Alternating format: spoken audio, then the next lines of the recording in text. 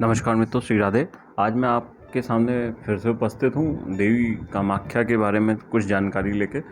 ऐसा आप जानते हैं आजकल अम्बुबाची मेला कामाख्या में चल रहा है। वहाँ पे दर्शन का अपना ही महत्व है, तो माँ कामाख्या के बारे में जानकारी लेके मैं आज आया हूँ। कहते हैं यहाँ पे माँ की योनि का पूजन होता है। इस नील परस्तरमय योनि में माता कामाख्या साक्षात निवास करती हैं। जो मनुष्य इस शिला का पूजन करता है, दर्शन स्पर्श करते हैं, वे देवी कृपा तथा मोक्ष के साथ भगवती का सानिध्य प्राप्त करते हैं। जब योनि का निपात हुआ तब यह पर्वत डगमगाने लगा था, अतः त्रिदेवों ने इसे एक एक शंख को धारण कर लिया था। कामाख्या मंदिर के समीप ही उत्तर की ओर देवी क्रीड़ा पुष्करणी तालाब है, जिसे सौभाग्य कुंड कहते हैं। मान्यता है इसकी परिक्रमा से पुण्य मिलता है। यात्री इस कुंड में स्नान के बाद श्री गणेश जी का दर्शन करते हैं।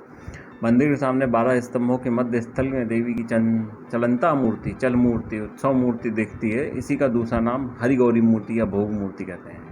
इसके उत्तर में वृषवाहन, पंचवक्त, 10 भुज कामेश्वर महादेव हैं। दक्षिण में 12 भुजी सिंह वाहिनी तथा 18 लोचना कमला सुना देवी कामेश्वरी विराजती हैं। यहाँ पे कामेश्वरी देवी, कामेश्वरी शिव मंदिर का दर्शन करना लाभप्रद रहता है। कालिका पुराण तथा देवी पुराण में कामाख्या शक्तिपीठ को सर्वोत्तम कहा गया है। उसमें ऐसा वर्णन आया है, अंग प्रत्यंग पातेन छाया सत्या महितले तेसु श्रेष्ठ तमः पीठा काम रूपो महामते। योनिपीठ कामगिरो कामाख्या यत्त देवता उमानंदो भैरव। कालिका पुराण के अनुसार पर्वत पर देवी का योनिमंडल गिरा, जिससे समस्त पर्वत नील वर्ण हो गया। इस तरह यह पर्वत नीलांचल पर्वत कहा जाने लगा। कालिका पुराण के अनुसार कामदेव जिस स्थान पर शिव के त्रिनेत्र से भस्म हुए और अपने पूर्ण रूप की प्राप्ति का वरदान पाया, वह स्थान कामरूप ही है। यहाँ कामना रूप फल की प्राप्ति होती है। कलिकाल में यह स्थान अत्यंत जागृत माना गया है, इसे कामरूप कहा जाता है। काम रूपम महापीठ सर्व काम फलप्रदम कलौशिंग फलम देवो काम रूपे जया स्मृता।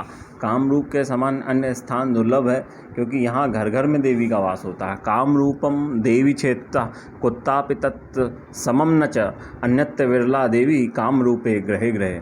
ब्रह्मवैवर्त पुराण में देवी जी की महात्मा के लिए कहते हैं, यहाँ देवी मंदिर के निर्माण हेतु विश्वकर्मा को बुलाया गया, जिसने छद्म वेश में यहाँ मंदिर का निर्माण किया। मंदिर की दीवारों पर 64 योगिनियों एवं 18 भैरवों की मूर्तियों को खुदवा कर कामदेव ने इसे आनंदाख्य मंदिर कहा है। कामाख्या में एक बहुत प्रसिद्ध उत्सव मनाया जाता है, जिसे अम्बुबाची कहते हैं। ज्योतिष शास्त्र के अनुसार मृगशिरा नक्षत्र के चौथे चरण तथा आदर्श नक्षत्र के प्रथम चरण के बीच पृथ्वी ऋतुमती होती है। इसी अवधि में माँ कामाख्या के दर्शन बंद रहते हैं।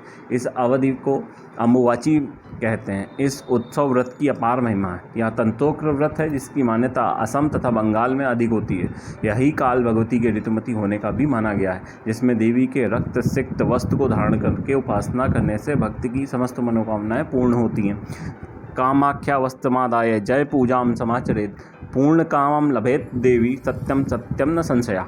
इस अम्बुबाची व्रत में मात्र फलाहार किया जाता है। अग्नि पर पकाई गई वस्तु का खाना वर्जित होता है। एक अन्य उत्सव देवध्वनि, जिसके ढोलक, नगाड़ा, झंडा आदि वाद्य की उच्च ध्वनि की जाती है, साथ ही नृत्य भी होता है। इसे देवधा कहते हैं। देवता का अर्थ है देवता की कृपा का पात्र। पौष मास के कृष्ण पक्ष की द्वितीया तृतीया को पुष्य नक्षत्र में पुष्याभिषेक उत्सव मनाया जाता है, जिसमें कामेश्वर की चंचला मूर्ति को कामेश्वर मंदिर में अधिवासन किया जाता है। कामाख्या मंदिर में चलता कामेश्वर मूर्ति का अधिवास होता है। दूसरे दिन कामेश्वर मंदिर से कामेश्वर की मूर्ति ढाक ढोल वाद्य यंत्रों की ध्वनि के साथ लाई जाती है। भगवती पंचरत्न मंदिर में दोनों मूर्तियों का शुभ परिणय समारोह, पूजा, यज्ञादि तथा हर गौरी विवाह महोत्सव का आयोजन किया जाता है। तो इस तरीके से मित्रों, जो भी कामरूप कामाख्या देवी के बारे में जो अधिक से अधिक और तंत्रोक्त जानकारी थी, वह मैंने आपको देने की कोशिश की है। यदि आपको मेरा चैनल अच्छा लग रहा हो, मेरी दी गई जानकारी पसंद आ रही हो, तो कृपया मेरे चैनल को लाइक, शेयर, सब्सक्राइब करिए और बेल आइकन दबाइए। धन्यवाद। श्री राधे।